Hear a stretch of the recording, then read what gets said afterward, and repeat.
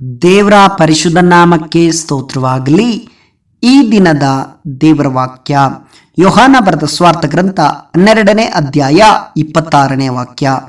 ಯಾವನಾದರೂ ನನ್ನ ಸೇವೆಯನ್ನು ಮಾಡುವವನಾದರೆ ನನ್ನ ಹಿಂದೆ ಬರಲಿ, ಮತ್ತು ಎಲ್ಲಿ ನಾನು ಇರುತ್ತೇನೋ ಅಲ್ಲಿ ನನ್ನ ಸೇವಕನು ಸಹ ಇರುವನು. ಯಾವನಾದರೂ ನನ್ನ ಸೇವೆಯನ್ನು ಮಾಡುವವನಾದರೆ ತಂದೆಯು ಅವನಿಗೆ ಬಹುಮಾನ ಮಾಡುವನು. ಹೌದು ಪ್ರಿಯ ದೇವರ ಮಕ್ಕಳೇ, ಇವತ್ತಿನ ದೇವರ ವಾಕ್ಯದಲ್ಲಿ ಸ್ಪಷ್ಟವಾಗಿ ಬರೆಯಲ್ಪಟ್ಟಿದೆ, ಯಾವನಾದರೂ ನನ್ನ ಸೇವೆಯನ್ನು ಮಾಡುವವನಾದರೆ ನನ್ನ ಹಿಂದೆ ಬರಲಿ, ಮತ್ತು ಎಲ್ಲಿ ನಾನು ಇರುತ್ತೇನೋ ಅಲ್ಲಿ ನನ್ನ ಸೇವಕನು ಸಹ ಇರುವನು. ಯಾವನಾದರೂ ನನ್ನ ಸೇವೆಯನ್ನು ಮಾಡುವವನಾದರೆ ತಂದೆಯು ಅವನಿಗೆ ಬಹುಮಾನ ಮಾಡುವನು ಎಂಬುದಾಗಿ. ಪ್ರಿಯರೇ, ನಾವು ದೇವರ ಸೇವೆಯನ್ನು ಮಾಡುವುದಾದರೆ ದೇವರ ಹಿಂದುಗಡೆ ನಡೆಯಬೇಕು. ಆದರೆ ಇವತ್ತಿನ ಲೋಕದಲ್ಲಿ, ಇವತ್ತಿನ ದಿನಗಳಲ್ಲಿ ನಾವು ನೋಡುವುದಾದರೆ, ಗಮನಿಸುವುದಾದರೆ, ಅನೇಕ ದೇವ ಸೇವಕರುಗಳು ಪಟ್ಟದ ಹಿಂದುಗಡೆ ಓಡುತ್ತಿದ್ದಾರೆ, ಪದವಿಯನ್ನ ನೋಕಿ ಓಡುತ್ತಿದ್ದಾರೆ. ಪದವಿಯನ್ನ ನೋಡಿ ಓಡುತ್ತಿರುವವರು ಅನೇಕರಿದ್ದಾರೆ. ಅನೇಕ ದೇವ ಸೇವಕರುಗಳು ದುಡ್ಡಿನ ಹಿಂದುಗಡೆ ಓಡುತ್ತಿದ್ದಾರೆ. ಅನೇಕರು ಒಳ್ಳೆಯ ಹೆಸರು ಬೇಕು, ಆಸ್ತಿ ಅಂತಸ್ತನ್ನ ಮಾಡಬೇಕು ಎಂಬುದಾಗಿ ಓಡುತ್ತಿದ್ದಾರೆ. ಏನಾದರೂ ಈ ಲೋಕದಲ್ಲಿ ಸಾಧನೆ ಮಾಡಬೇಕು ಎಂಬುದಾಗಿ ಓಡುತ್ತಿದ್ದಾರೆ. ಅನೇಕರು ನನಗಿಂತ ಶ್ರೇಷ್ಠನು ಯಾರೂ ಇಲ್ಲ ಎಂಬುದಾಗಿ ಓಡುತ್ತಿದ್ದಾರೆ. ಅನೇಕರು ಪ್ರಿಯರೇ ತಮ್ಮಿಷ್ಟ ಬಂದ ಹಾಗೆ ಓಡುತ್ತಿದ್ದಾರೆ. ಕೆಲವು ದೇವ ಸೇವಕರುಗಳು ಪಾಪದ ಹಿಂದೆ ಓಡುತ್ತಿದ್ದಾರೆ. ಕೆಲವರು ಹೆಣ್ಣಿನ ಹಿಂದುಗಡೆ ಓಡುತ್ತಿದ್ದಾರೆ. ಕೆಲವರು ಈ ಲೋಕದ ಆಸೆ, ಬದುಕು ಬಾಳಿನ ಜಂಬ ಎಂಬುದರ ಹಿಂದುಗಡೆ ಓಡುತ್ತಿದ್ದಾರೆ.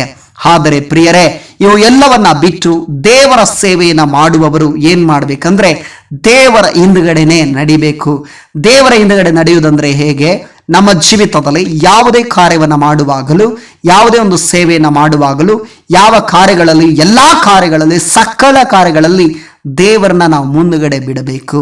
ದೇವರು ನಮ್ಮ ಮುಂದುಗಡೆ ನಡೆಯುವುದಕ್ಕೆ ನಾವು ಬಿಡುವಾಗ ನಮ್ಮ ಜೀವಿತದಲ್ಲಿ ಒಂದು ಮಾರ್ಪಾಡನ್ನ ನಾವು ನೋಡುತ್ತೇವೆ. ದೇವರ ಹಿಂದೆ ನಾವು ನಡೆಯಬೇಕು. ಈ ಲೋಕದ ಹಿಂದೆ ನಾವು ನಡೆಯಬಾರದು.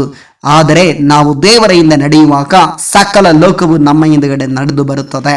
ಪ್ರಿಯರೇ, ಹಾಗೆ ದೇವರ ಆತ್ಮನ ಹೇಳ್ತಾ ಇದ್ದಾನೆ, ನಾನು ಎಲ್ಲಿ ಇರುತ್ತೇನೋ ಅಲ್ಲಿ ನನ್ನ ಸೇವಕನು ಸಹ ಇರುವನು ಎಂಬುದಾಗಿ.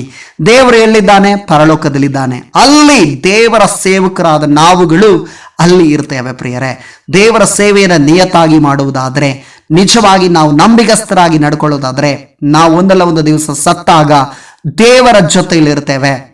ದೇವರು ಎಲ್ಲಿದ್ದಾನೋ ಅಲ್ಲಿಯೇ ನಾವು ಕೂಡ ಇರುತ್ತೇವೆ. ದೇವರು ಎಲ್ಲಿ ಕೂತ್ಕೊಂಡಿದ್ದಾನೋ ಅಲ್ಲೂ ನಾವು ಕೂಡ ಕೂತ್ಕೊಳ್ಳುತ್ತೇವೆ. ದೇವರು ಓಡಾಡುವ ಜಾಗದಲ್ಲಿ ನಾವು ಕೂಡ ಓಡಾಡುತ್ತೇವೆ.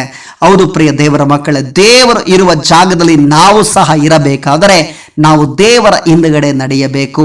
ಆಸ್ತಿಯನ್ನ ನೋಡಿ ನಡೆಯಬಾರದು, ಅಂತಸ್ತನ ನೋಡಿ ನಡೆಯಬಾರದು, ಪಟ್ಟ ಪದವಿಗಳನ್ನ ನೋಡಿ ನಡೆಯಬಾರದು, ಪಟ್ಟ ಪದವಿಗಳ ಹಿಂದುಗಡೆ ಓಡಬಾರದು, ದುಡ್ಡಿನ ಹಿಂದುಗಡೆ, ವ್ಯಾಮೋಹದ ಹಿಂದುಗಡೆ, ಹೆಣ್ಣಿನ ಹಿಂದುಗಡೆ ಓಡುವವರಾಗಿ ನಾವು ಇರಬಾರದು. ಅದರ ಬದಲಾಗಿ ಎಲ್ಲವನ್ನ ತ್ಯಜಿಸಿದವರಾಗಿ, ಎಲ್ಲವನ್ನ ಬಿಟ್ಟವರಾಗಿ, ಎಲ್ಲವನ್ನ ದೇವರಿಗಾಗಿ ತ್ಯಾಗ ಮಾಡಿದವರಾಗಿ ದೇವರ ಹಿಂದುಗಡೆ ನಡೆಯುವ ಮಕ್ಕಳಾಗಿ ನಾವು ಮಾರ್ಪಾಡಾಗಬೇಕು. ಹಾಗೆ ನಾವು ದೇವರಿಗೆ ಸೇವೆ ಮಾಡುವಾಗ ತಂದೆಯಾದ ದೇವರು ನಮಗೆ ಬಹುಮಾನವನ್ನ ಮಾಡ್ತಾನಂತೆ. ಈ ಲೋಕದಲ್ಲಿ ನಮಗೆ ಬಹುಮಾನ ಸಿಕ್ಕದೆ ಹೋಗಬಹುದು. ಈ ಲೋಕದಲ್ಲಿ ಜನರು ನಮ್ಮನ್ನ ಬಹುಮಾನ ಕೊಡದೆ ಹೋಗಬಹುದು. ನಾವು ಮಾಡುವಂತ ಸೇವೆನ ಗುರುತಿಸದೆ ಹೋಗಬಹುದು. ನಾವು ಮಾಡುವಂತ ಸೇವೆಗೆ ಒಂದು ಪ್ರತಿಫಲ ಸಿಕ್ಕದೆ ಹೋಗಬಹುದು.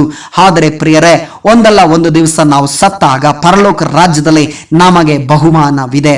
ಅದಕ್ಕೆ ಪರಲೋಕ ರಾಜ್ಯದಲ್ಲಿ ತಂದೆಯಾದ ದೇವರು ನಮಗೆ ಬಹುಮಾನವನ್ನ ಕೊಡುವವನಾಗಿದ್ದಾನೆ. ಆದ್ದರಿಂದ ಪ್ರಿಯರೇ, ದೇವರ ಸೇವೆಯನ್ನ ನಿಯತ್ತಾಗಿ ನಾವು ಮಾಡೋಣ, ನಂಬಿಗಸ್ತರಾಗಿ ಮಾಡೋಣ. ಆತನು ಕೊಟ್ಟ ಸೇವೆಯನ್ನ ಆತನ ಹಿಂದುಗಡೆ ಓಡುವವರಾಗಿರೋಣ. ಈ ವಾಕ್ಯದೊಟ್ಟಿಗೆ ದೇವರು ನಿಮ್ಮನ್ನ ಆಶೀರ್ವಾದ ಮಾಡಲಿ. ಯೇಸುವಿನ ನಾಮದಲ್ಲಿ ಪ್ರಾರ್ಥಿಸೋಣ. ಸರ್ವಶಕ್ತನು ಮಹಾಪರಿಶುದ್ಧನು ಆದ ತಂದೆಯಾದ ದೇವರೇ, ದಿನಕ್ಕಾಗಿ ಸ್ತೋತ್ರಪ್ಪ. ದಿನದಲ್ಲಿ ಸ್ವಾಮಿ ನಿನ್ನ ವಾಕ್ಯ ಕೇಳುತ್ತಿರುವಂತ ಒಬ್ಬೊಬ್ಬರನ್ನ ಆಶೀರ್ವಾದ ಮಾಡು ದೇವರೇ. ಈ ವಾಕ್ಯದ ಪ್ರಕಾರ ಸ್ವಾಮಿ, ನಿನ್ನ ಸೇವೆ ಮಾಡುವವರು ನಿನ್ನ ಹಿಂದುಗಡೆ ಬರಬೇಕು ರಾಜ. ಹೌದು ಸ್ವಾಮಿ, ನನ್ನ ಸೇವೆ ಮಾಡುವವರು ನನ್ನ ಹಿಂದೆ ಬರಲಿ, ನಾನು ಎಲ್ಲಿ ಇರುತ್ತೇನೋ ಅಲ್ಲಿಯೇ ನನ್ನ ಸೇವಕನು ಸಹ ಇರ್ತಾನೆಂಬುದಾಗಿ ವಾಗ್ದಾನ ಮಾಡಿದಿ. ಹಾಗೆ ಸ್ವಾಮಿ, ಯಾವನಾದರೂ ನನ್ನ ಸೇವೆಯನ್ನು ಮಾಡಿದರೆ ತಂದೆಯು ಅವನಿಗೆ ಬಹುಮಾನ ಕೊಡುವನೆಂಬುದಾಗಿ ವಾಗ್ದಾನವಾಗಿ ಸ್ವಾಮಿ, ನಮಗೆ ಒಂದು ಬಹುಮಾನವನ್ನ ಪರಲೋಕದಲ್ಲಿ ಇಟ್ಟಿರುವುದಕ್ಕಾಗಿ ನಿನಗೆ ಸ್ತೋತ್ರ ಮಹಿಮೆಯನ್ನು ಸಲ್ಲಿಸುತ್ತಾ ಯೇಸು ಕ್ರಿಸ್ತನ ಅಧಿಕಾರವುಳ್ಳ ನಾಮದಲ್ಲಿ ಪ್ರಾರ್ಥಿಸ್ತೇನೆ ತಂದೆಯಾದ ದೇವರೇ. ಆಮೇನ್, ಆಮೇನ್, ಆಮೇನ್. ದೇವರು ನಿಮ್ಮನ್ನು ಆಶೀರ್ವದಿಸಲಿ.